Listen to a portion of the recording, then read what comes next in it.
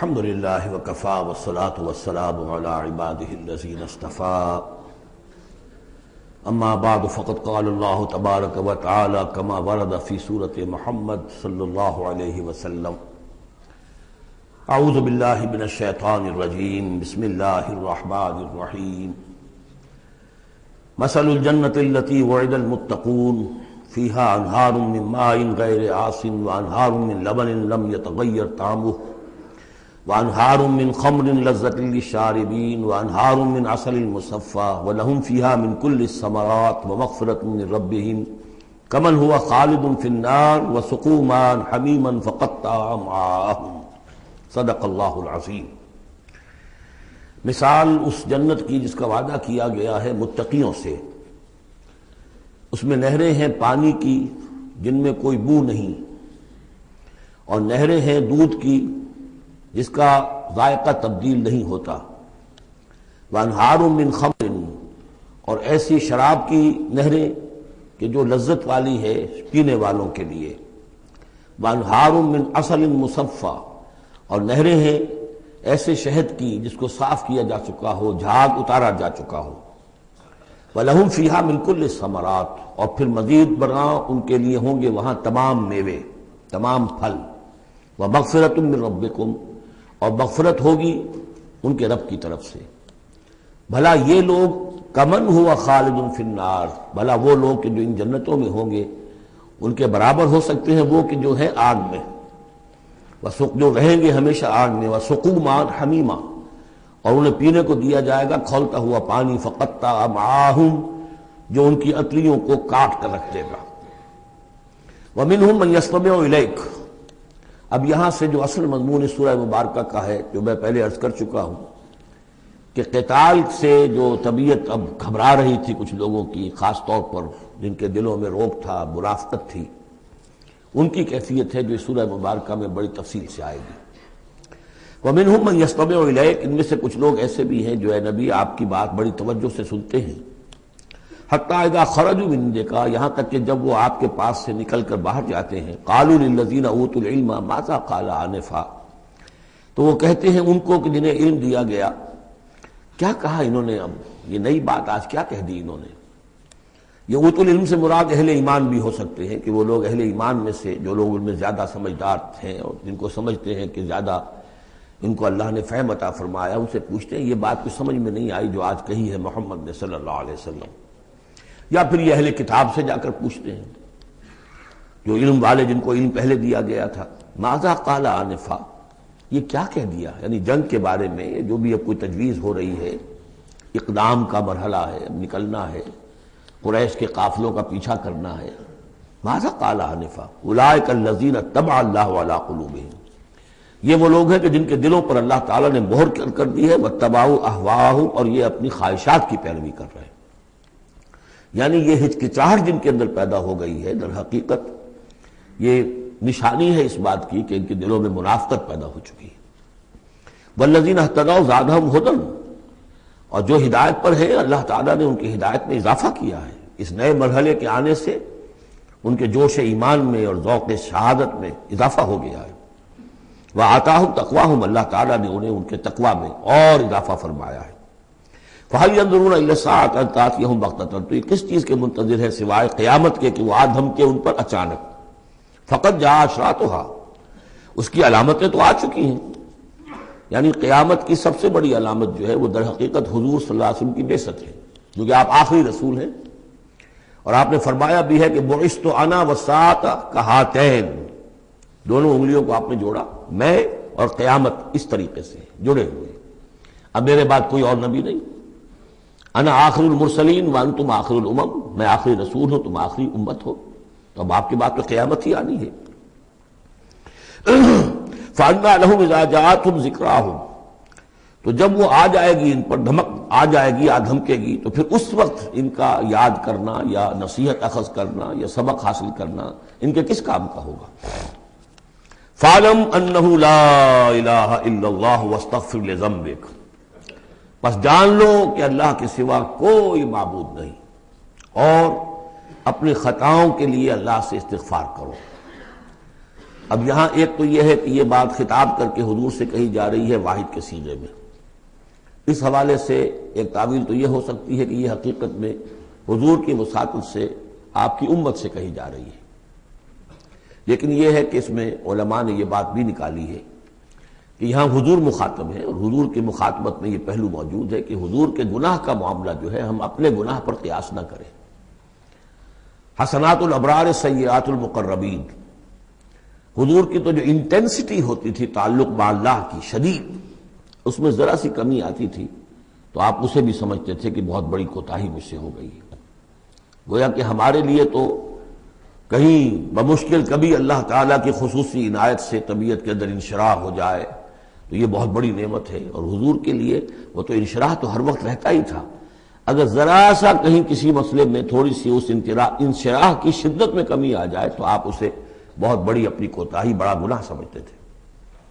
ویسے میری ایک ذاتی رائے بھی ہے، وہ میں اگلی صورت میں آ کر اس بات کو پورے طور سے واضح کروں گا کہ یہاں حضور کی خطا سے مراد یہ ہے کہ جو بھی اس جد و جہد میں کہیں کوئی کوتاہی رہ گئی ہے، اور وہ کوتاہی اگر دوسرے مسلمانوں سے ہوئی ہے تب بھی جیسا کہ آپ کو معلوم ہے کہ جنگ اگرچہ سب مل کر لڑتے ہیں، سپاہی بھی لڑتا ہے، لیکن یہ کہ صحرا بنتا ہے تو جو کمانڈر ہوتا ہے، سپہ سالار ہوتا ہے، فتح اس کے کھاتے میں جاتی ہے۔ اسی طریقے سے شکست ہو جائے تو شکست کا جو کلنک کا ٹیکا ہے وہ بھی ظاہر بات ہے کہ سپہ سالار کے ماتھے پر لگے گا، چاہے اس میں غلطی کسی اور کی ہو جائے۔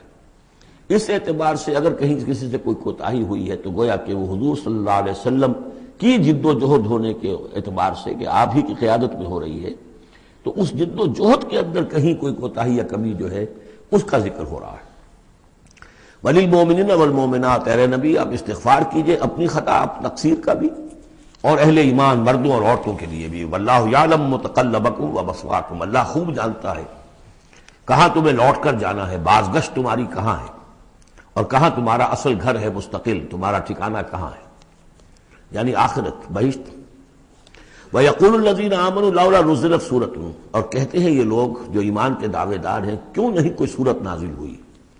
یہ بہت اہم آیت ہے اس سورت کی، کہ اصل میں حضور نے جب وہ چھوٹی چھوٹی مہمیں بھیجنی شروع کر دی تھی اس وقت تک کوئی ایسی صحیح آیت جب اللہ کے راستے میں نکلو اور قتال کرو شاید نازل نہیں ہوئی۔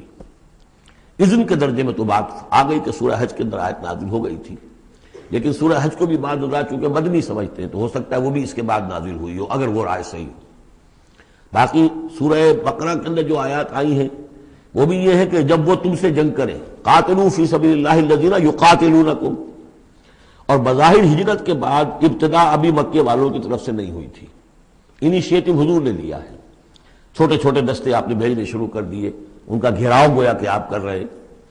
ایک تو پولیٹیکل آئسولیشن آف قریش کہ جہاں بھی آپ گئے 4 مہموں میں تو آپ خود بھی تشریف لے گئے، 8 مہمات ہیں کل بدر سے پہلے، جن میں سے 4 میں آپ نے بھی شرکت فرمائی، اس لیے وہ غزوات کہلاتے ہیں۔ عام ہمارا خیال ہے کہ پہلا غزوہ جو ہے غزوہ بدر ہے، اس سے پہلے 8 ہیں مہمات، جن میں سے 4 سرایا ہیں جن میں حضور تشریف نہیں لے گئے، مسلمانوں کو آپ نے بھیجا، اور 4 غزوات ہیں۔ جہاں آپ گئے وہاں جا کر آپ نے وہاں کے قبیلے سے، اس علاقے میں جو قبیلہ آباد تھا اس سے آپ نے صلح کر لی۔ اب یا تو وہ پہلے حلیف تھا قریش کا، اب حلیف بن گیا وہ حضور کا صلی اللہ علیہ وسلم، یا یہ کہ نیوٹرل بن گیا، اس نے کہا کہ نہ ہم آپ کی مدد کریں گے قریش کے خلاف، نہ قریش کی مدد کریں گے آپ کے خلاف۔ نتیجہ یہ ہوا کہ پولیٹیکل جو انفلوئنس تھا، zone of influence, political influence قریش کا وہ کم ہو رہا ہے۔ پھر آپ نے قافلوں کا پیچھا کیا تو اس سے اندازہ ہوا کہ اب ان کی لائف لائن جو ہے، ان کی تو شہرت تھی وہ، اس کے اوپر آپ نے ہاتھ ڈالا۔ یہ چیزیں چونکہ آپ کی طرف سے ہوئی ہیں، اس وقت تک مکے والوں کی طرف سے جو بھی کچھ انہوں نے کیا، مکے میں ستایا، مارا پیٹا، وہ تھے اپنی جگہ۔ ہجرت کے بعد ان کی طرف سے کوئی اقدام نہیں ہوا۔ اس پر یہ لوگ جو تھے، جو ذرا اس جنگ وغیرہ سے اور اس معاملے سے ابھر رہے تھے، تو ان کو ایک دلیل ملی ہوئی تھی، وہ کہتے تھے لولا نزلت سورۃ، کیوں نہیں کوئی سورت نازل ہو جاتی۔ یہ تو محمد صلی اللہ علیہ وسلم نے خود ہی اپنا ایک سلسلہ شروع کر دیا ہے اپنی ذاتی رائے سے۔ ان کا خیال ہوگا جیسے کوئی مہم جو انسان ہوتا ہے، تو شاید اسی طریقے سے اب یہ جو ہے مہم جو انسان بن گئے۔ لولا نزلت سورۃ فاذا انزلت سورۃ محکمۃ، پھر جب ایک محکم سورت نازل کر دی گئی، وذکر فیہا القتال، اور اس میں قتال کا حکم آ گیا۔ رأیت الذین فی قلوبہم مرض، تو اب تم دیکھو گے ان لوگوں کو کہ جن کے دلوں میں روگ ہے، ینظرون الیک نظر المغشی علیہ من الموت، اب آپ کی طرف ایسے دیکھیں گے جیسے وہ شخص دیکھتا ہے جس پر موت کی غشی طاری ہو رہی ہوتی ہے۔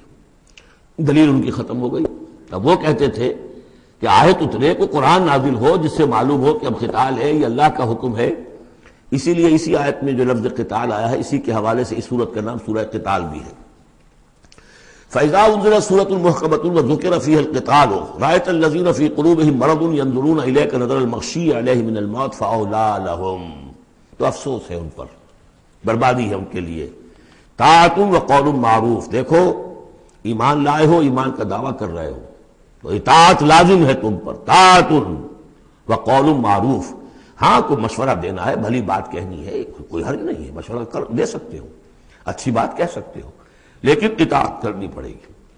فَإِذَا عَزَمَ الْأَمْرُ، مشورے کے بعد جب فیصلہ ہو جائے، ایک بات طے ہو جائے، فَلَوْ صَدَقُوا اللَّهَ لَكَانَ خَيْرًا لَهُمْ، تو اب اگر انہوں نے جو وعدہ اللہ سے کیا ہوا تھا اور جو میثاق ایمان ان کا ہے اس کو اگر یہ سچا کریں گے، ثابت ہوں گے سچے، تبھی ان کی خیریت ہے، تبھی ان کے لیے بہتری ہے۔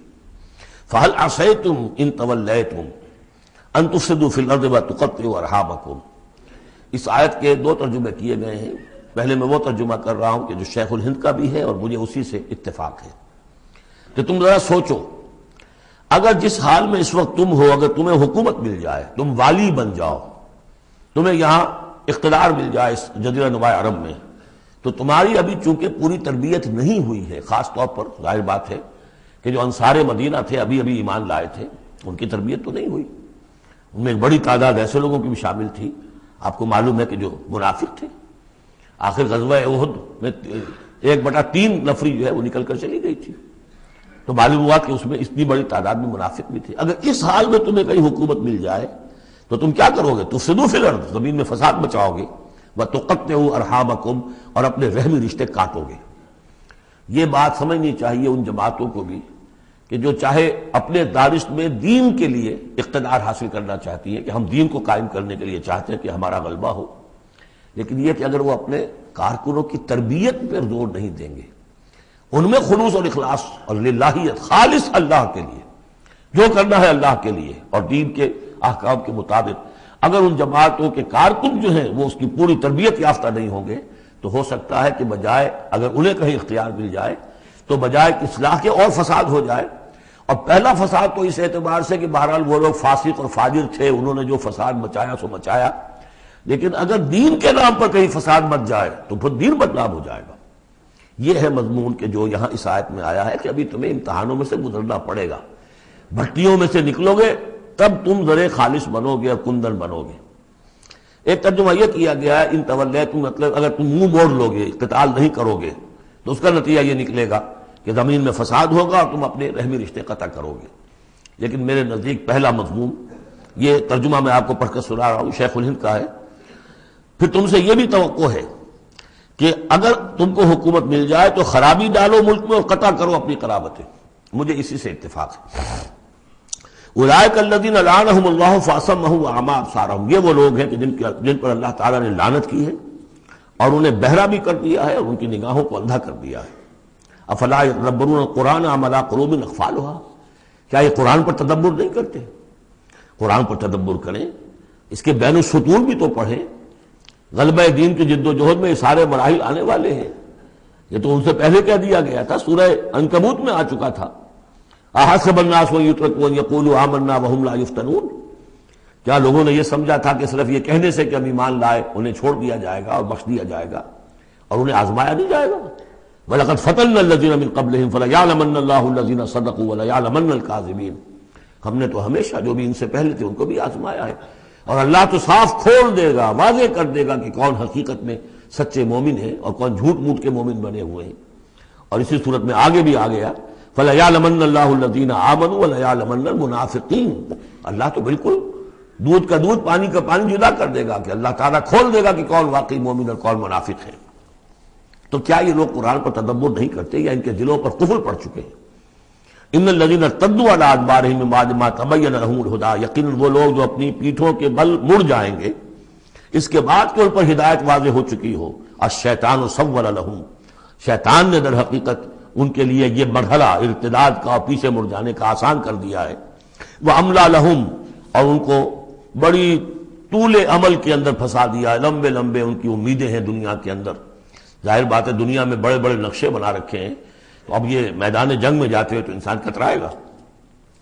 ذَلِكَ بِأَنَّهُمْ قَالُوا لِلَّذِينَ كَرِهُوا مَا نَزَلَ اللَّهُ سَنُطِيعُكُمْ فِي بَعْضِ الْأَمْرِ، یہ اس لیے ہے کہ انہوں نے کہا ان لوگوں سے جنہیں ناپسند ہے وہ شے جو اللہ نے نازل کی.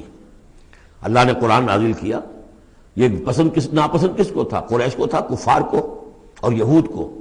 تو یہ لوگ یہ ایمان تو لے آئے تھے، لیکن یہ کہ ان کے اندر وہ روگ تھا، دلوں میں وہ مرض تھا، وہ نفاق کی بیماری جڑ پکڑ چکی تھی.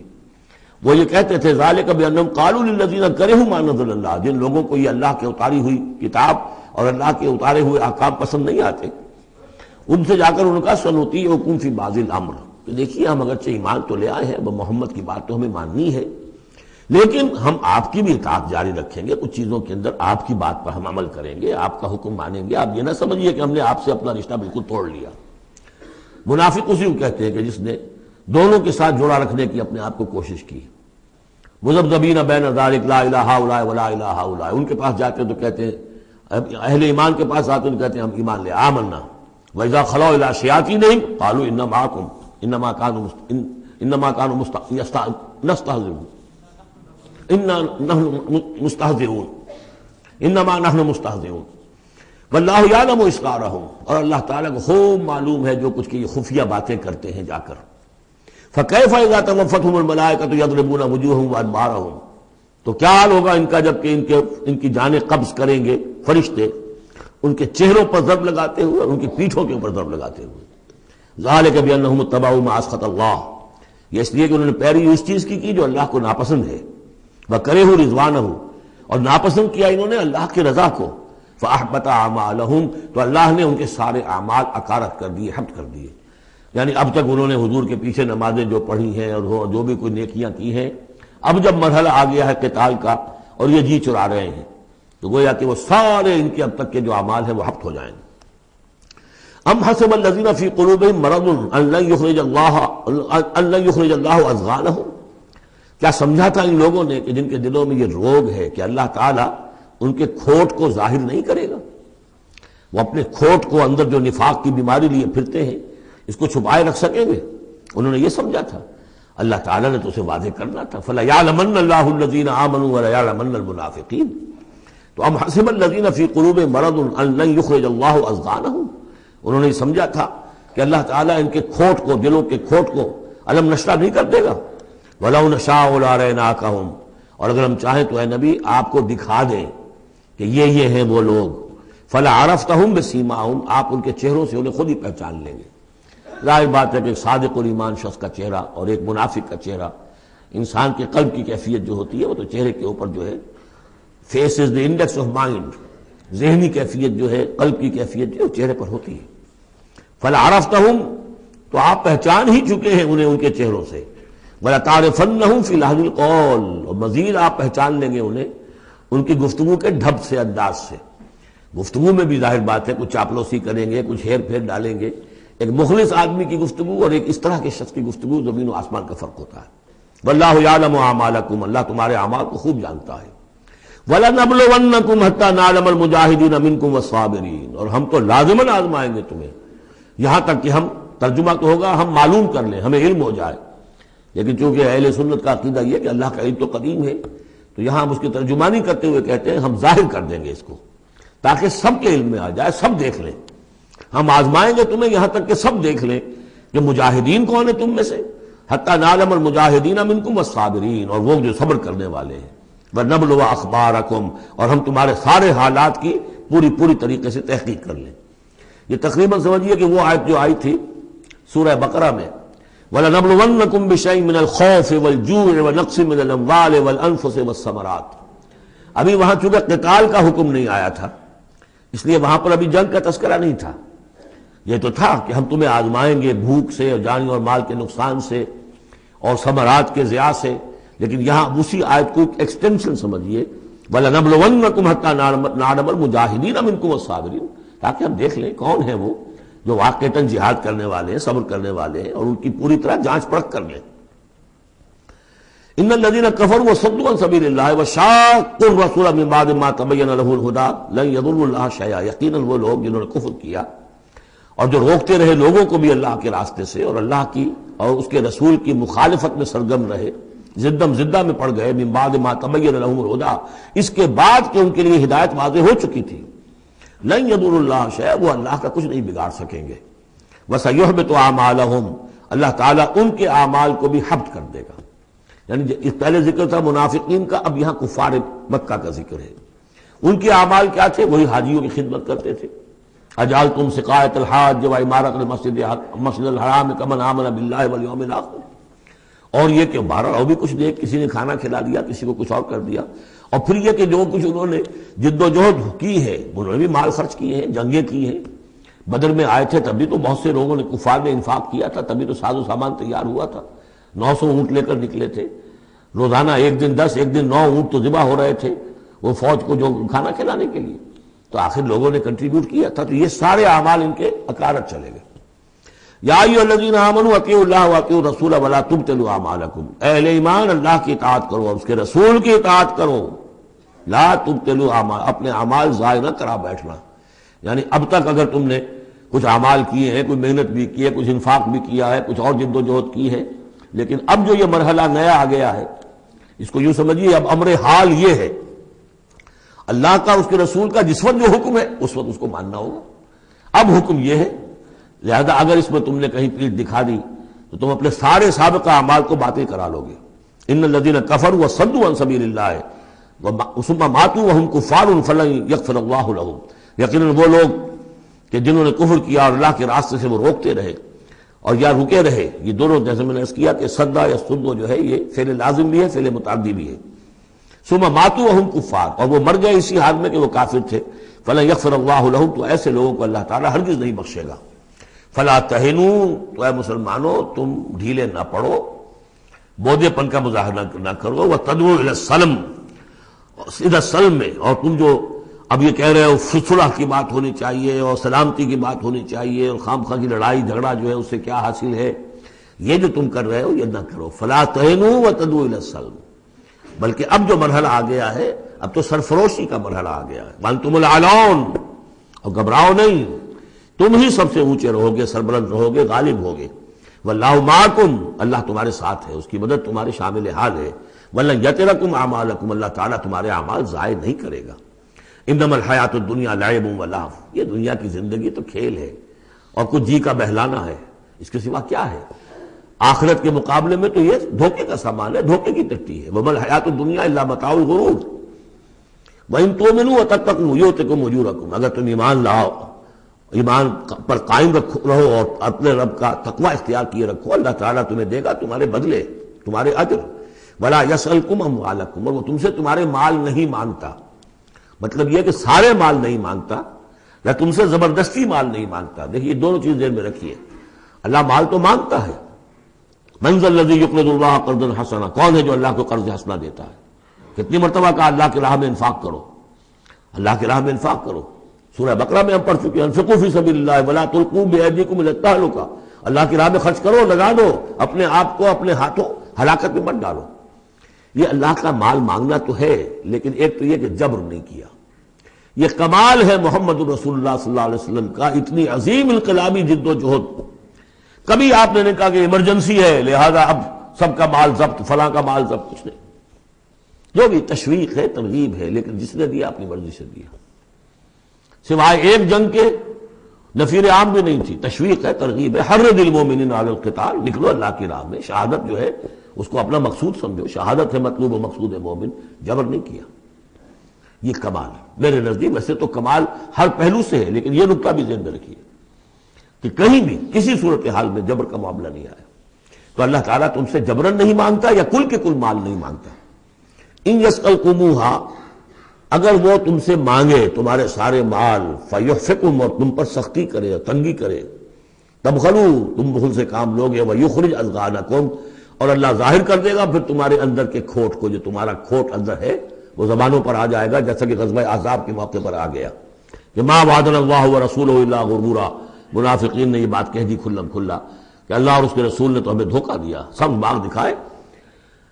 ہاں تم ہؤلاء تدعون لتنفقوا فی سبیل اللہ، تمہیں بلایا جا رہا ہے، ترغیب دی جا رہی ہے، تمہیں تشویق دی جا رہی ہے کہ تم اللہ کی راہ میں خرچ کرو، لتنفقوا فی سبیل اللہ، فمنکم من یبخل، تم میں سے کوئی وہ بھی ہے جو بخل سے کام لیتے ہیں، ومن یبخل فانما یبخل عن نفسہ، جو کوئی بخل سے کام لے رہا ہے وہ بخل اپنے آپ سے کر رہا ہے، وہ اپنے وہ فائدے چھوڑ رہا ہے کہ جو انفاق سے اسے ملیں گے۔ ایک کے 700 ملتے ہوں تو اگر نہیں دے رہے آپ ایک تو کس کا گھاٹا کیا؟ اپنا نقصان کیا نا، تو وہ تو اپنی جان سے ہی نفس جو ہے بخل کر رہا ہے۔ واللہ الغنی وانتم الفقراء، اور اللہ تعالیٰ تو غنی ہے، یہ تو تمہارے امتحان کے لیے مانگ رہا ہے تم سے، اللہ کو قرض دو۔ اللہ تعالیٰ تم سے صدقات بھی قبول کر لیتا ہے، وَيَقْبَلُ الصَّدَقَاتِ، صدقات قبول کر لیتا ہے، یہ اللہ تعالیٰ کی طرف سے تمہارے لیے تمہارا اعزاز ہے، اکرام ہے۔ واللہ الغنی، حالانکہ وہ غنی ہے، وَأَنْتُمُ الْفُقَرَاءُ، اور محتاج اصل میں تم ہو۔ وَإِن تَتَوَلَّوْا، یہ آیت بڑی فیصلہ کن ہے، ان تتولوا، اگر تم پیٹھ پھیر لوگے، یستبدل قوما غیرکم، تو تمہیں ہٹا کر کسی اور قوم کو لے آئے گا، ثم لا یکونوا امثالکم، پھر وہ تمہاری طرح کے نہیں ہوں گے۔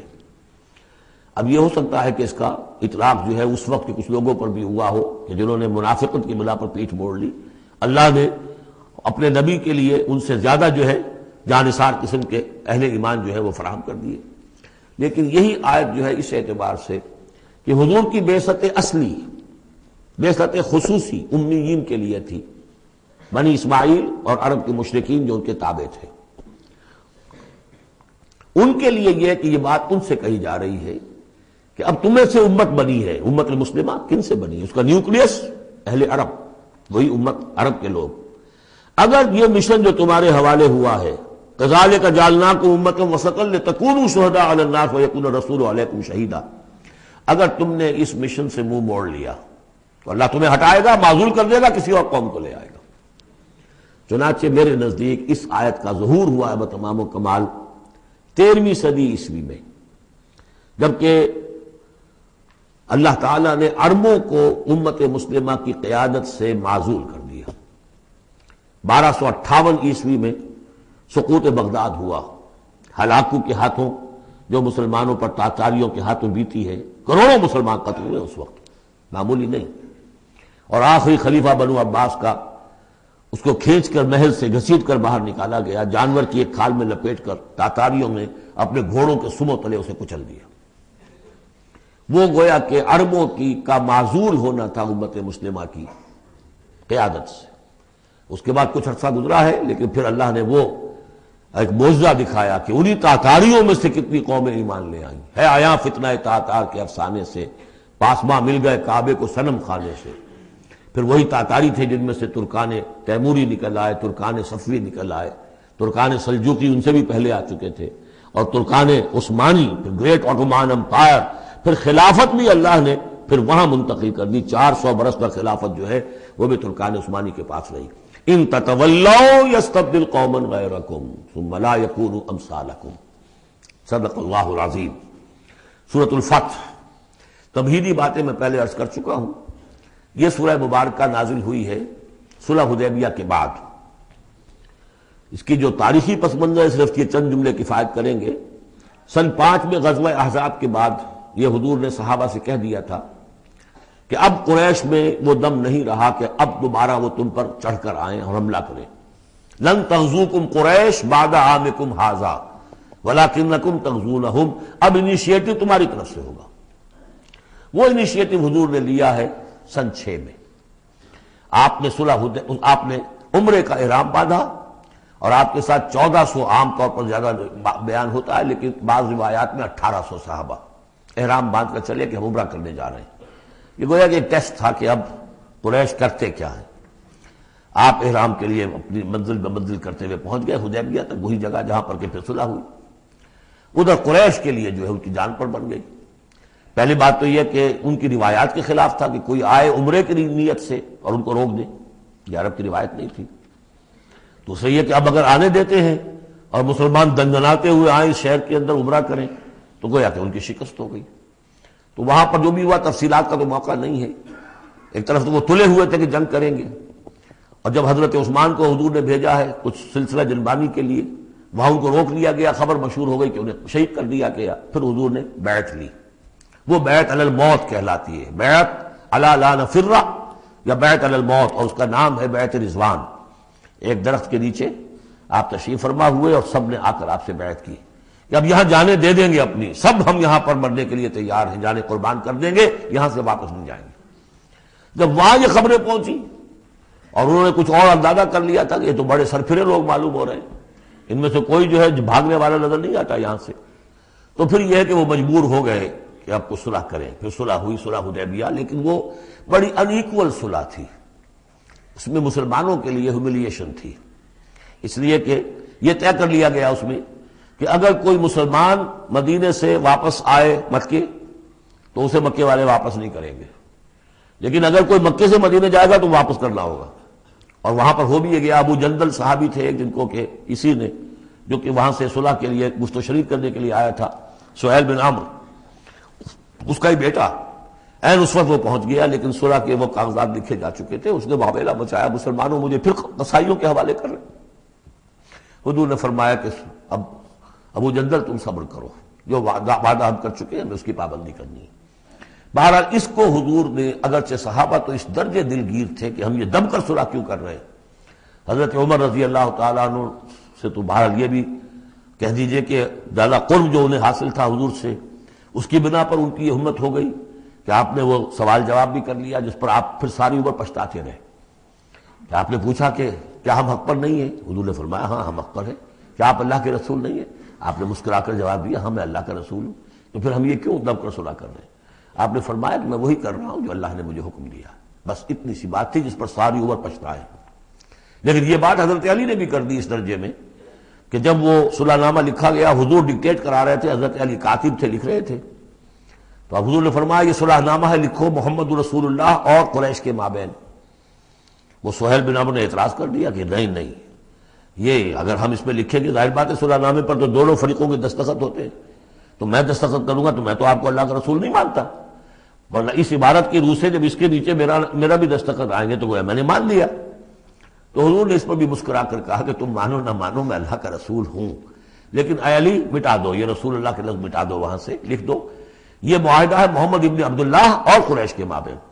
حضرت علی نے کہا کہ حضور یہ میں نہیں کر سکتا، میں اپنے ہاتھ سے آپ کے نام کے ساتھ لکھے ہوئے الفاظ، اب دیکھیے اگرچہ حکم تو یہ ہے کہ الامر فوق الادب، لیکن یہ کہ یہ جو بھی کچھ ہوا ہے تو یہ ہوا غیرت دینی، حمیت دینی کی وجہ سے۔ حضرت علی نے بھی کیا، حضرت عمر نے بھی کیا، دونوں کے طرز عمل میں کوئی فرق نہیں۔ لیکن بہرحال اس کے بعد جو ہے صلح ہوئی ہے، اور مسلمانوں کے دل اگرچہ اس پہ بہت ہی رنجیدہ تھے، اور یہ بات بھی بڑی عجیب تھی کہ وہی احرام کھول دیے گئے، وہی قربانی کے جانور جو ہیں، تو اب اس پر جو ہے یہ آیت سورت اتری ہے، اور پہلا لفظ یہ ہے انا فتحنا لک فتحا مبینا، مسلمانوں کی دلجوئی کے لیے کہ تم جسے سمجھ رہے ہو کہ دب کر صلح کی ہے، حقیقت حال کے اعتبار سے تو ہے محمد ہم نے آپ کو بڑی روشن فتح عطا فرمائی۔ آج ہم اسے انٹرپریٹ کر سکتے ہیں روشن فتح کس اعتبار سے کہ ٹریٹی کے معنی یہ ہے کہ مصالحت کی صلح ہوتی ہے دو فریقوں کے درمیان جو ایک دوسرے کو ریکگنائز کریں۔ اس کا مطلب یہ ہے کہ قریش نے ریکگنائز کر لیا that Muhammad is a power to reckon with، اور یہ بہت بڑی بات ہے، قریش نے تسلیم کیا، اور تسلیم کرنا جو ہے یہ اللہ تعالیٰ کی طرف سے فتح عظیم ہے۔ انا فتحنا لك فتحا مبینا لیغفر لك اللہ ما تقدم من ذنبك وما تاخر۔ اب دیکھیے ذنب کا لفظ یہاں پر دوبارہ آ گیا تاکہ اللہ تعالیٰ بخش دے آپ کو جو پچھلے ہوئی آپ کی کوئی کوتاہیاں یا گناہ یا جو بعد میں ہوئی، وَيُتِمَّ نِعْمَتَهُ جو پیچھے رہے گناہ ان کو بھی بخش دے، وَيُتِمَّ نِعْمَتَهُ عَلَيْكَ اور تاکہ اللہ تعالیٰ اپنی نعمت کا اتمام فرما دے آپ پر، وَيَهْدِيَكَ صِرَاطًا مُسْتَقِيمًا اور آپ کو ہدایت دے سیدھے راہ کی طرف۔ اب یہ ہے پھر ایک اشکال پیدا ہوتا ہے کہ حضور صلی اللہ علیہ وسلم تو پہلے ہی سیدھی راہ پر ہیں، پھر یہ کہ تمام اہل ایمان حضور کے ساتھ سیدھی راہ پر چلے آ رہے ہیں، اور سیدھی راہ پر چلتے ہوئے اب اہل ایمان کو بھی، حضرت ابوبکر کو بھی آپ کے ساتھ چلتے ہوئے کتنے برس ہو گئے؟ 18 برس ہو گئے، تو اب ان کے معنی کیا ہو گئے؟ تو اس پہ بہت سی بحثیں ہیں، یہ تو اب میں تفصیل میں نہیں جا سکتا۔ میری توجہ وہی ہے جو میں اس سے پہلے سورہ محمد میں کر چکا ہوں ضم کی، کہ یہ جو جد و جہد ہوئی ہے اس میں اگر کہیں کوئی خامی کوتاہی کسی کی طرف سے ہوئی ہے، چاہے وہ کسی اور مسلمان کی طرف سے ہوئی ہے، صاحب ایمان کی طرف سے ہوئی ہے، غلطی ہوئی ہے، خطا ہوئی ہے، ان سب کی اب اللہ تعالیٰ تلافی فرما دے گا. یہ فتح مبین جو ہے وہ ان سب کو کور کر جائے گی. اور یہدیہ کا صراط مستقیم، اب آپ کی یہ جدوجہد بالکل سیدھے تیر کی طرح اپنے ہدف کی طرف بڑھے گی. اب اس میں کوئی جو ہے تزلزل نہیں ہوگا، بلکہ آپ کی یہ جدوجہد، اللہ کے دین کی اقامت کی جدوجہد اور اللہ کی حکومت قائم کرنے کی جدوجہد جو ہے سیدھی اپنے ہدف کی طرف بڑھتی چلی جائے گی. چنانچہ یتم نعمتہ، وہ تو ہم پڑھ چکے ہیں، الیوم اکملت لکم دینکم واتممت علیکم نعمتی ورضیت لکم الاسلام دینا. تو دین کا اتمام ایک تو اس شکل میں کہ قرآن میں دین مکمل ہو جائے، شریعت پوری ہو گئی، لیکن اس سے تکمیل نہیں ہوتی اس معنی میں جب تک اس کی ایک عملی ڈیمانسٹریشن بھی مکمل نہ ہو. عملی ڈیمانسٹریشن مکمل ہوتی ہے جب اللہ کی حکومت بالفعل قائم ہو جائے. تو اتمام نعمت جو ہے وہ صرف کتاب کے اندر اس شریعت کا پورا بیان ہو جانا اور نظام کا آ جانا، اس سے وہ اتمام بتمام و کمال نہیں ہوتا جب تک کہ اس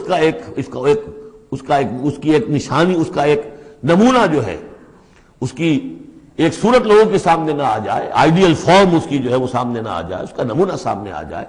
تو اس کے لیے ضروری ہے کہ اب یہ جدوجہد آپ کی جو ہے سیدھی اب تیز رفتاری کے ساتھ اپنے اصل ہدف یعنی اظہار دین لیظہرہ علی الدین کلہ. اور یہ آیت آ جائے گی اس سورہ مبارکہ کے آخر میں بھی کہ ہم نے بھیجا ہی آپ کو اے محمد اس لیے ہے کہ آپ اللہ کے دین کو غالب کریں. تو وہ اللہ کے دین کے غلبے کی جدوجہد اب تیر کی طرف سیدھی جائے گی. اللہ نے ساری اگلی پچھلی اگر کوئی اس میں کمیاں کوتاہیاں رہ گئی ہیں کسی کی طرف سے آپ کے ساتھیوں میں سے، ان سب کی تلافی کے لیے یہ فتح مبین آپ کو عطا کر دی. وَيَنْصُرَكَ اللَّهُ نَصْرًا عَزِيزًا، اور اللہ آپ کی مدد کرے گا ایسی مدد کہ جس کے لیے کوئی شکست نہ ہو، بڑی زبردست مدد. هُوَ الَّذِي أَنزَلَ السَّكِينَةَ فِي قُلُوبِ الْمُؤْمِنِينَ لِيَزْدَادُوا إِيمَانًا مَعَ إِيمَانِهِمْ، وہی ہے کہ جس نے اہل ایمان کے دلوں میں سکینت نازل کر دی تاکہ ان کے ایمان میں اور اضافہ ہو جائے، تاکہ وہ اور اضافہ کر لیں اپنے ایمان میں، جتنا ایمان ہے اس سے اور بڑھ کر. وَلِلَّهِ جُنُودُ السَّمَاوَاتِ وَالْأَرْضِ. اب ظاہر بات ہے کہ اس میں ایک تو کیفیت یہ تھی کہ جو انہیں سکون حاصل تھا کہ وہ تیار تھے سب اپنی جانیں دینے کے لیے، اس کے لیے بھی ایک سکون قلب کے اندر اللہ تعالیٰ نے ان کے پیدا کیا تھا، تبھی تو وہ اس کے لیے آمادہ ہوئے. پھر یہ کہ ان کے اندر نظم اور ضبط کا یہ عالم کہ کوئی ایک شخص بھی حق میں نہیں تھا کہ یہ صلح یہاں اس وقت ہو، لیکن محمد رسول اللہ ان کی اطاعت اس کا سب سے بڑا ٹیسٹ وہاں ہوا ہے. اور یہ بات جو میں کہہ رہا ہوں شاید بعض حضرات کو عجیب لگی، کوئی ایک شخص بھی نہیں تھا اس کے حق میں. اس کی دلیل کیا ہے؟ اس کی دلیل یہ ہے کہ جب حضور نے جب صلح ہو گئی مکمل، آپ نے فرمایا مسلمان اٹھو، احرام کھول دو اور یہی قربانیاں دے دو. کوئی نہیں اٹھا، ایک بھی نہیں اٹھا. دوسری مرتبہ کہا آپ نے اٹھو بھائی اب ہو گیا بات، بس جو ہو گئی ہو گئی، اب یہی احرام کھول دو. کوئی نہیں اٹھا. تیسری دفعہ کوئی نہیں اٹھا. آپ دلگیر ہو کر، دل گرفتہ ہو کر اپنے خیمے میں چلے گئے. ام سلمہ رضی اللہ تعالیٰ عنہ ام المومنین آپ کے ساتھ تھی. ان سے جا کر کہا میں نے 3 مرتبہ مسلمانوں سے کہا ہے کہ اٹھو اور احرام کھول دو، کوئی نہیں اٹھ رہا. انہوں نے کہا، مشورہ دیا کہ آپ کسی سے کچھ نہ کہیں، اپنی زبان سے کچھ نہ کہیں، آپ اپنا احرام کھول دیے. بس آپ آئے باہر، آپ نے قربانی دی، احرام کھول دیا. اس پر اب سب اٹھ گئے. یعنی اصل میں وہ سب کے سب منتظر تھے کہ کیا حضور ہمارا امتحان لے رہے ہیں، یہ کوئی ٹیسٹ ہو رہا ہے، کیا ہو رہا ہے، یا حالت منتظر شاید کوئی نئی صورت پیدا ہو جائے، شاید حالات بدل جائیں. لیکن ان کے لیے یہ بڑی انہونی سی بات تھی کہ عمرے کی نیت کر کے ہم نے احرام باندھا ہوا، یہاں کیسے کھول دے رہا ہوں. لیکن بہرحال وہ صرف ایک توقف جو تھا وہ اسی درجے میں تھا کہ شاید کوئی نئی صورت پیدا ہو جائے. لیکن اس سے ظاہر ہو رہا ہے کہ سب کے دل جو ہیں وہ اس صلح کے حق میں نہیں تھے. وہ تو چاہ رہے تھے کہ اب ہمیں موقع ملے اور ہم یہاں جنگ ہو اور اللہ کے دین کو ہم غالب کریں. هو الذي انزل السكينة في قلوب المؤمنين ليزدادوا ایمانا مع ایمانهم ولله جنود السماوات والارض. اور تمام آسمانوں اور زمین کے لشکر تو اللہ ہی کے ہیں. وكان الله عليما حكيما، اللہ سب کو جاننے والا اور کمال حکمت والا ہے. ليدخل المؤمنين والمؤمنات جنات تجري من تحتها الانهار خالدين فيها، تاکہ وہ داخل کرے اہل ایمان مردوں اور عورتوں کو ان باغات میں جن کے دامن میں ندیاں بہتی ہوں گی، جن میں وہ ہمیشہ ہمیشہ رہیں گے. ويكفر عنهم سيئاتهم، اور دور کر دے ان سے ان کی برائیوں کو. وكان ذلك عند الله فوزا عظيما، اور یقیناً یہی شے ہے اللہ کے نزدیک بڑی کامیابی. ويعذب المنافقين والمنافقات والمشركين والمشركات الظانين بالله ظن السوء. یہ الفاظ بہت مشابہ ہیں سورہ احزاب کی آخری آیات کے، اور سورہ احزاب جو ہے آپ کو معلوم ہے سن 5 میں نازل ہوئی اور یہ سن 6 میں نازل ہو رہی ہے، تو زمانہ جو ہے قریب کا ہے۔ اور اللہ سزا دے اور عذاب دے منافق مردوں اور منافق عورتوں کو، اور مشرک مردوں اور مشرک عورتوں کو، کہ جو اللہ کے بارے میں بہت برے گمان رکھتے ہیں۔ علیہم دائرۃ السوء، اصل میں تو ان کے اوپر ہے مسلط برائی کا دائرہ۔ وغضب اللہ علیہم، اور اللہ غضبناک ہوا ہے ان پر۔ ولعنہم، اللہ نے ان پر لعنت فرمائی ہے۔ وعد لہم جہنم، اور ان کے لیے تیار کیا ہوا جہنم کو، وساعت مصیرا، اور وہ بہت بری جگہ ہے لوٹنے کی۔ وَلِلَّهِ جُنُودُ السَّمَاوَاتِ وَالْأَرْضِ، آسمان اور زمین کے لشکر کل کے کل اللہ ہی کے اختیار میں ہیں۔ وَكَانَ اللَّهُ عَزِيزًا حَكِيمًا، اللہ زبردست ہے اور حکیم ہے۔ پہلے آیا تھا علیمًا حکیمہ، اب عزیزًا حکیمہ۔ اِنَّا أَرْسَلْنَاكَ شَاهِدًا وَمُبَشِّرًا وَنَذِيرًا، اے نبی ہم نے بھیجا ہے آپ کو شاہد بنا کر، وہی شاہد گواہی دینے والا۔ یہاں اپنے قول اور اپنے عمل سے اللہ کے دین کی گواہی دی۔ قیامت میں کھڑے ہو کر عدالت میں پروزیکیوشن وٹنس کی حیثیت سے کہیں گے اے اللہ تیرا دین جو مجھ تک آیا تھا میں نے پہنچا دیا تھا۔ اب یہ ان کے ذمے ہے۔ فَكَيْفَ إِذَا جِئْنَا مِنْ كُلِّ أُمَّةٍ بِشَهِيدٍ وَجِئْنَا بِكَ عَلَىٰ هَٰؤُلَاءِ شَهِيدًا، ہم نے آپ کو بھیجا ہے گواہ بنا کر اور بشارت دینے والا بنا کر اور خبردار کرنے والا بنا کر، لِتُؤْمِنُوا بِاللَّهِ وَرَسُولِهِ، تاکہ اے مسلمانوں تم ایمان رکھو اللہ پر اور اس کے رسول پر، وَتُعَزِّرُوهُ وَتُوَقِّرُوهُ، اور اللہ کے رسول کی تو تم مدد بھی کرو اور ان کی تعظیم کرو، توقیر کرو، وَتُسَبِّحُوهُ بُكْرَةً وَأَصِيلًا، اور اللہ کی تم تسبیح کرو صبح شام۔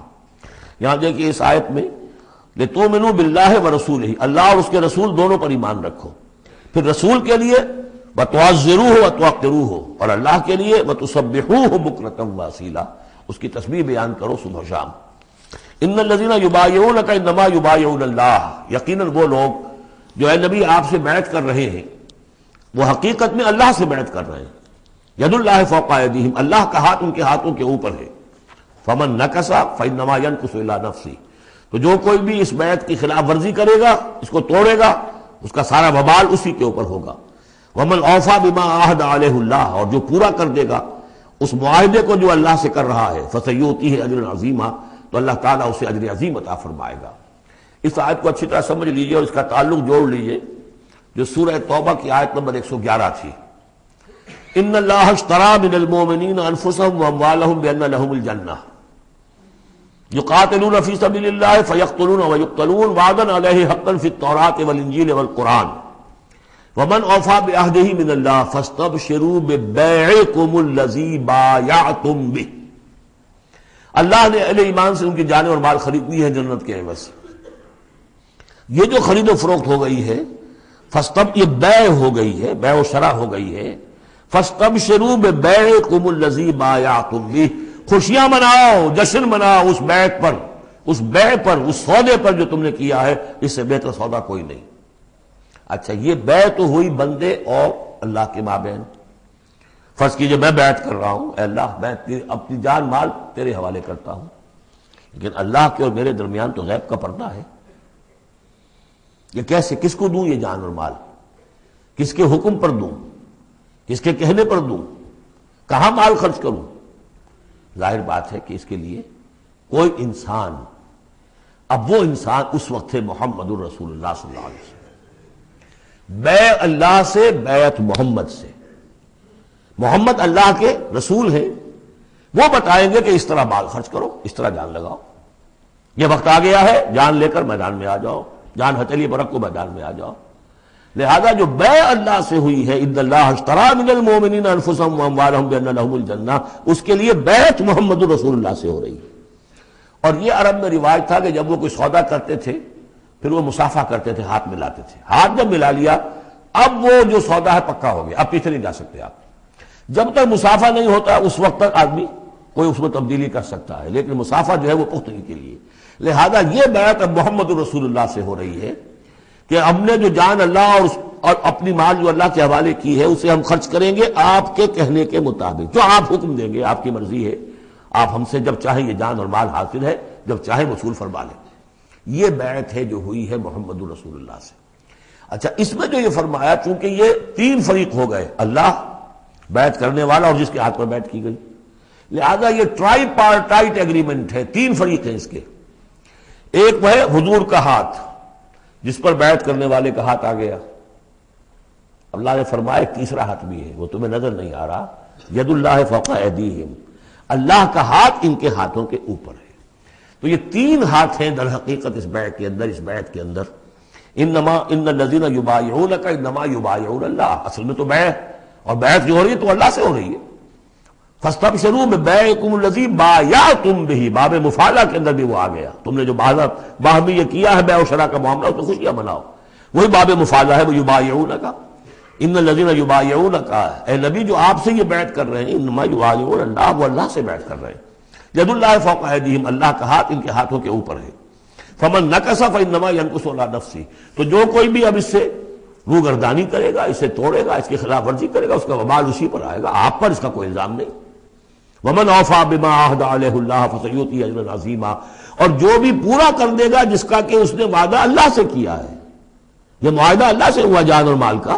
اسی لیے سورہ احزاب میں آپ نے پڑھا تھا نا، من المؤمنین رجال صدقوا ما عہدوا اللہ علیہ فمنہم من قضی نحبہ ومنہم من ینتظر، اہل ایمان میں وہ جوان مرد ہیں جنہوں نے اپنا جو عہد کیا تھا اللہ سے وہ پورا کر دکھایا، سچا کر دیا۔ ان میں سے وہ بھی ہیں جو اپنی نظر پیش کر چکے، اور وہ بھی ہیں جو باقی منتظر ہیں ابھی کہ کب ہماری باری آئے۔ وبال دوش ہے سر جان ناتواں پہ، مگر لگا رکھا ہے تیرے خنجر و ثنا کے لیے، اے اللہ ہم لیے پھر رہے اس سر کو کہ کب تیری راہ میں کٹے اور ہم فارغ ہو جائیں، سمک دوش ہو جائیں، ہمارے کندھے سمک ہو جائیں، ہلکے ہو جائیں، سمک دوش، کندھا ہلکا ہو جائے۔ یہ سر کا بوجھ ہم لگائے ہوئے ہیں اپنے سر پر کہ کب تیری طرف سے حکم آئے ہم نے اپنے سر کٹوائیں اور ہم فارغ ہوں۔ اب اسی کو سمجھ لیجئے کہ حضور کے بعد یہ بیعت کس سے ہوگی؟ جو بھی کوئی داعی اللہ اب کھڑا ہو اللہ کے نام کے، نبی تو نہیں ہوگا، ہوگا امتی، اطاعت اس کی ہوگی، اللہ اور اس کے رسول کی اطاعت کے نیچے نیچے، اس کے دائرے کے اندر، مستقل بذات اطاعت اس کی نہیں ہوگی۔ لیکن یہ کہ بہرحال اب بھی ضرورت ہوگی کہ کوئی جماعت ہو، کوئی جمعیت ہو، کوئی طاقت ہو، ایک فرد سے جو ہے اکیلا چنا بھاڑ نہیں پھوڑ سکتا۔ دین کو غالب کرنے کی جد و جہد، عقیم الدین جو ہم پڑھائے ہیں، یہ پورا سلسلہ جو ہے مکی صورتوں کا جو ان مدنی صورتوں کے ساتھ منسلک ہے، توحید عملی، اقامت دین، اور جو اس صورت کے اندر آ جائے گا لیظہرہ علی الدین کلہ، اس کے لیے جماعت چاہیے، جمعیت چاہیے۔ تو اب بھی کوئی اللہ کا بندہ ہوگا، آپ اسے ٹھوک بجا کر دیکھ لیں، اطمینان دیکھیں، سوچ دیکھیں، اس کی رائے کیا ہے، وہ کیا سمجھتا ہے، اگر وہ دین سے بھی واقف ہے، اگر وہ یہ کہ زمانے کے حالات سے بھی واقف ہے، اس کی شخصیت کو دیکھیے، اس کے ماحول کو دیکھیے، اگر آپ کا دل گواہی دے کہ یہ کوئی بہروپیہ نہیں ہے، یہ واقعتاً سنسیئر آدمی ہے، خلوص کے ساتھ اس کے ہاتھ میں ہاتھ دے کر بیٹھ کے یہ ساتھ چلیے۔ یہی طریقہ مسنون اور منصوص ہے، یہی ایک طریقہ ہے جس کا قرآن مجید میں، یعنی نصوص کسے کہتے ہیں؟ نصوص قرآنی، نصوص حدیث، حدیث میں بھی ذکر ہے تو بیعت کا ہے۔ باقی اور کوئی طریقہ جماعت سازی کا مسنون نہیں ہے، مباح وہ بھی ہے، جو بھی طریقہ اختیار کر لیا مباح ہے، حرام نہیں ہے۔ ممبرشپ ہے، ممبرشپ سے پھر امیر کا منتخب کرنا ہے، 2 سال 4 سال کے بعد پھر انتخاب، ٹھیک ہے، کوئی شے حرام نہیں ہے جب تک کہ اس کی حرمت کے لیے کوئی دلیل نہ ہو۔ لیکن مسنون اور منصوص اور معصور، تین الفاظ۔ نصوص قرآن و سنت میں جس کا تذکرہ ہے وہ بیعت ہے۔ جو مسنون ہے پوری زندگی حضور کی جو ہے اس میں کتنی بیعتیں ہوئی ہیں، بیعت عقبہ اولیٰ، بیعت عقبہ ثانیہ، بیعت رضوان، اور پھر یہ کہ نحن الذین بایعوا محمدا علی الجہاد ما بقینا ابدا۔ جب غزوہ احزاب میں جب وہ خندق کھودی جا رہی تھی تو یہ شعر پڑھ رہے تھے صحابہ کرام، ہم ہیں وہ لوگ کہ جنہوں نے محمد سے بیعت کی ہے، جہاد کی، اب یہ جہاد جاری رہے گا جب تک جان میں جان ہے۔ یہ ہے ساری زندگی میں آپ کی بیعت کا نظام تھا۔ اس کے بعد خلافت ہوئی تو بیعت پر ہوئی، حضرت ابو بکر سے بیعت، عمر سے بیعت، مشورہ علیحدہ بات ہے، جب طے ہو گیا کہ اب یہ ہو گیا تو بیعت۔ پھر خلافت میں کچھ غلط رخ پیدا ہو رہا تھا، حضرت حسین رضی اللہ تعالیٰ عنہ اور حضرت عبداللہ ابن زبیر رضی اللہ تعالیٰ عنہما یہ کھڑے ہوئے تو جنہوں نے جمعیت بنائی بیعت کی بنیاد پر بنائی۔ یہ دوسری بات ہے کہ جو کوفی تھے انہوں نے جو بیعت کی تھی حضرت حسین سے وہ توڑ دی انہوں نے، فمن نکث فانما ینکث علی نفسہ۔ اس کے بعد ہمارے ہاں اگر کوئی سلسلہ بنا ہے ارشاد کا، تزکیہ نفس کا، صوفیاء کا، وہ بھی بیعت، بادشاہ ہوتے تھے تو بیعت۔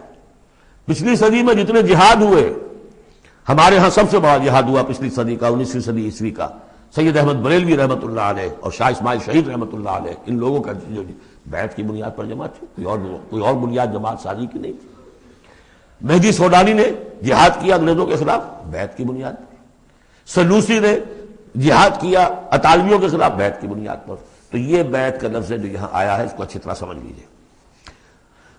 یہ جان لیجئے کہ یہ جو دوسرا رکوع ہے اس سورہ مبارکہ کا، اور اس کے بعد تیسرا رکوع اور چوتھا رکوع جو ہے، ان میں بھی تقدیم و تاخیر ہے۔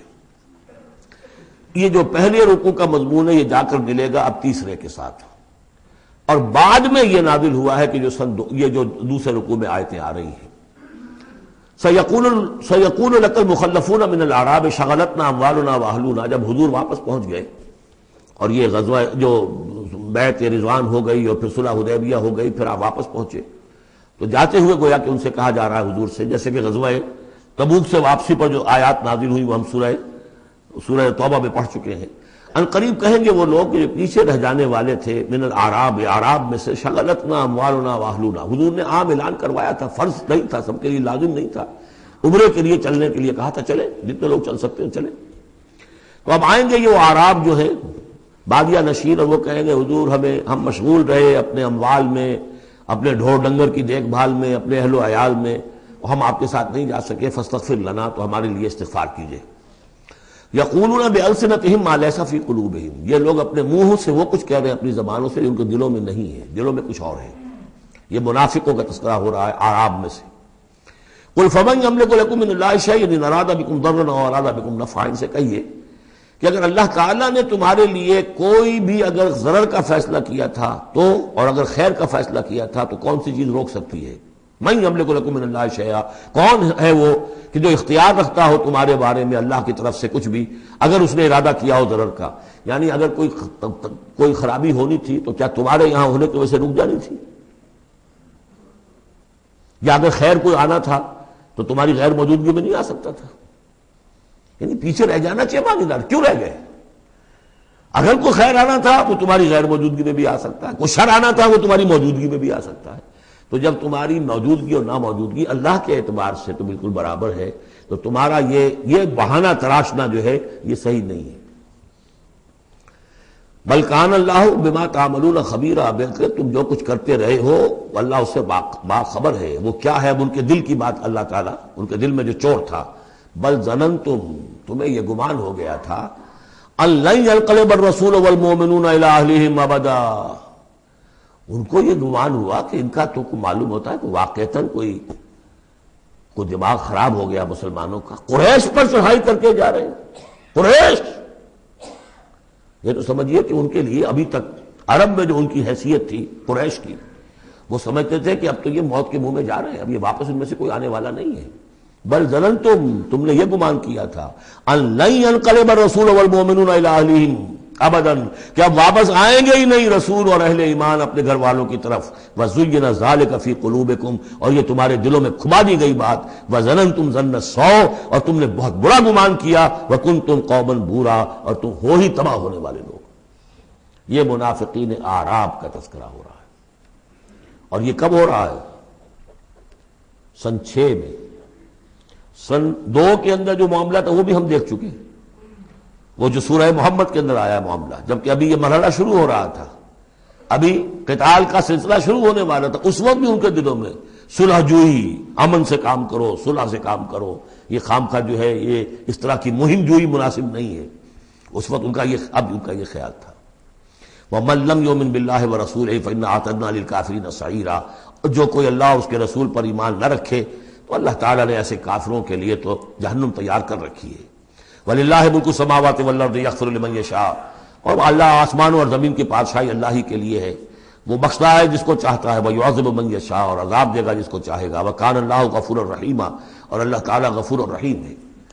سَيَقُولُ الْمُخَلَّفُونَ إِذَا انطَلَقْتُمْ إِلَىٰ مَغَانِمَ لِتَأْخُذُوهَا، اب یہ نوٹ کر لیجئے تاریخی اعتبار سے کہ اس کے فوراً بعد جو ہے اگلے ہی سال حضور نے، اب جب کہ قریش سے صلح ہو گئی تو آپ یکسو ہو گئے، ادھر سے کوئی حملہ اب نہیں ہوگا، تو آپ نے اپنی پوری طاقت لے کر خیبر پر حملہ کیا، جو گڑھ بن گیا تھا یہودیوں کا، جو بنو قینقاع اور بنو نذیر نکالے گئے تھے، جا کے وہیں آباد ہو گئے تھے، پہلے سے بھی وہاں پر وہ بڑا گڑھ تھا، ان کے بڑے قلعے تھے، بڑے یعنی فورٹیفائڈ، اور وہاں پر سارا وہ اب حضور نے ان کی جو ہے سرکوبی کی۔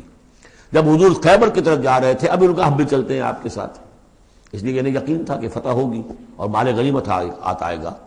سَيَقُولُ الْمُخَلَّفُونَ إِذَا انطَلَقْتُمْ إِلَىٰ مَغَانِمَ، اور اے مسلمانوں جب تم اب جاؤ گے غنیمت حاصل کرنے کے لیے، یعنی اب جو غزوہ خیبر کی طرف جب پیش قدمی کرو گے، تو یہی لوگ جو پہلے پیچھے رہ گئے تھے وہ یہ کہیں گے ضرور نہ نتبعکم، ہم بھی آپ کے ساتھ چلیں، اجازت دیجیے۔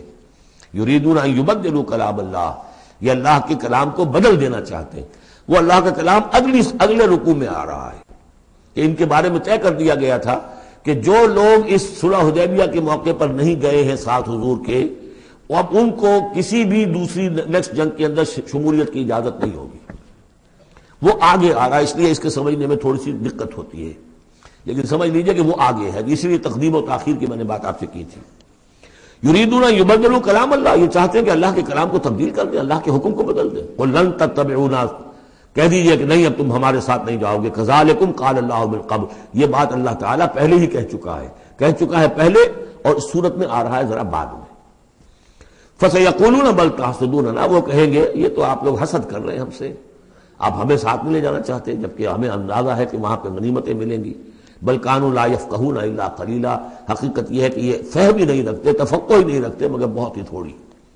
قل للمخلفین من الاعراب، یہ جو لوگ رہ گئے تھے پیچھے، یہ بدو لوگ، ان سے کہہ دیجئے ستدعون الی قوم اولی باس شدید، ان قریب پھر تمہیں بلایا جائے گا ایک ایسی قوم کی طرف، ایسے قوم کے مقابلے کی طرف جو بڑی طاقت والی ہوگی۔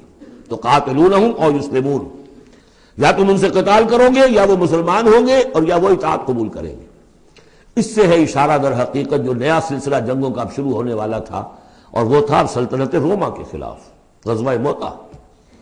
اب اندرون ملک عرب کا معاملہ جو تھا وہ ختم ہوا، اب تو اصل جو معاملہ پیش آنا ہے وہ انقلاب محمدی کا بین الاقوامی مرحلہ ہے، تصدیر الانقلاب، انقلاب کو اب آگے ایکسپورٹ کرنا ہے۔ اور اب ٹکراؤ ہونے والا ہے جس کی پیشگی خبر دی جا رہی ہے سلطنت روما کے ساتھ، جہاں سٹینڈنگ آرمیز تھی لاکھوں کی، جو رومن لیجنز مشہور ہیں تاریخ کے اندر، غرق آہن اور ٹرینڈ۔ تو تمہیں بلایا جائے گا اس وقت، پھر تمہیں ایک موقع دے دیا جائے گا، ستدعون الی قوم اولی باس شدید تقاتلونہم او یسلمون۔ اور یہ اصل میں تین چیزیں آ گئیں وہی کہ اب جو بھی اس عرب سے باہر جو معاملہ ہوا ہے، یا تو وہ اسلام لے آئے یا وہ اطاعت قبول کر لیں، یہ دونوں یسلمون میں شکلیں ہو جائیں گی، اطاعت قبول کر لیں گے اسلام لے آئیں یا پھر جنگ ہوگی۔ فَإِن تُطِيعُوا يُؤْتِكُمُ اللَّهُ أَجْرًا حَسَنًا، اگر اس وقت تم اطاعت کرو گے اللہ کے رسول کی، ان کے ساتھ جاؤ گے تو اللہ تعالیٰ جو ہے تمہیں اجر حسنہ دے گا۔ وَإِن تَتَوَلَّوْا كَمَا تَوَلَّيْتُم مِّن قَبْلُ، اور اگر تمہیں اسی طرح پیٹھ دکھا دی جیسے کہ پہلے پیٹھ دکھائی تھی، يُعَذِّبْكُمْ عَذَابًا عَلِيمًا، تو اللہ تعالیٰ عذاب علیم دے گا تمہیں۔ لَيْسَ عَلَى الْأَعْمَىٰ حَرَجٌ، ہاں اگر کوئی اندھا ہے تو اس پر کوئی الزام نہیں ہے، کوئی تنگی نہیں ہے، وہ اگر نہیں گیا کوئی بات نہیں۔ وَلَا عَلَى الْأَعْرَجِ حَرَجٌ، نہ کوئی لنگڑا ہے تو اس کے لیے بھی نہیں ہے۔ وَلَا عَلَى الْمَرِيضِ حَرَجٌ، اسی طریقے سے کوئی بیمار ہے تو اس پر بھی کوئی اس کی باس پرس نہیں ہے۔ وَمَن يُطِعِ اللَّهَ وَرَسُولَهُ يُدْخِلْهُ جَنَّاتٍ تَجْرِي مِن تَحْتِهَا الْأَنْهَارُ، اور جو اللہ تعالیٰ اور اس کے رسول کی اطاعت کرے گا اللہ تعالیٰ اس کو داخل کرے گا ان باغات میں جن کے دامن میں ندیاں بہتی ہوں گی۔ وَمَن يَتَوَلَّى، اور جو کوئی پلٹ جائے، پیٹھ موڑ لے، يُعَذِّبْهُ عَذَابًا عَلِيمًا، اللہ تعالیٰ اسے عذاب علیم، دردناک عذاب دے گا۔ اب اس کے بعد یہ پہلے رکوع والا مضمون جو بیعت کا مضمون چل رہا تھا، وہی بیعت کا مضمون اب آگے یہاں چل رہا ہے۔ یہ بیچ والا جو ہے دوسرے رکوع کا مضمون یہ اس کے بعد کا تھا، پہلے آ گیا۔ وہاں جو فرمایا تھا کہ ان الذین یبایعونک انما یبایعون اللہ، اب آگے چلیے، لقد رضی اللہ عن المؤمنین اذ یبایعونک تحت الشجرہ، اللہ راضی ہو گیا ان اہل ایمان سے جو آپ سے بیعت کر رہے تھے درخت کے نیچے۔ فعلم ما فی قلوبہم، تو اللہ تعالیٰ کے علم میں ہے جو کچھ ان کے دلوں میں تھا، اور اس وقت ذوق شہادت اور جوش جہاد تھا، ابھی وہ صلح کی بات تو ہوئی نہیں، وہ تو بیعت کر کے ہونے کے بعد ہوئی ہے۔ فانزل السکینۃ علیہم، اللہ نے ان پر سکینت، سکون، اطمینان نازل کر دیا۔ واصابہم فتحا قریبا، اور انہیں فتح دے دی بہت قریب، وہ فتح قریب وہی ہے، انا فتحنا لک فتحا مبینا، اس صلح کو کہا گیا کہ فوری طور پر انہیں فتح مل گئی۔ ومغانم کثیرۃ یاخذونہا، اور بہت سی غنیمتیں ہیں جو وہ اور جو لیں گے، حاصل کریں گے۔ وکان اللہ عزیزا حکیما، اور اللہ تعالیٰ زبردست ہے، حکمت والا۔ وعدکم اللہ مغانم کثیرۃ تاخذونہا، اے مسلمانوں اللہ کا تم سے وعدہ ہے بہت سی غنیمتیں تمہیں ملیں گی۔ فعجل لکم ہذہ، تو یہ تو تمہیں نقد دے دی ہے، فوری طور پر دے دی ہے یہ فتح جو تمہیں مل گئی ہے۔ وکف ایدی الناس عنکم، اور اللہ تعالیٰ نے روک لیا لوگوں کے ہاتھوں کو تم سے، لتکون آیۃ للمؤمنین، تاکہ یہ اہل ایمان کے لیے ایک نشانی بن جائے۔ وَيَهْدِيَكُمْ صِرَاطًا مُسْتَقِيمًا، اور اللہ تعالیٰ تمہاری رہنمائی فرمائے سیدھے راستے کی طرف، یعنی اب تمہاری جد و جہد جو ہے وہ تیر کی طرح سیدھی کامیابی کے آخری مراحل تک پہنچ جائے۔ بارک اللہ لی ولکم فی القرآن العظیم ونفعنی وإیاکم بالآیات والذکر الحکیم۔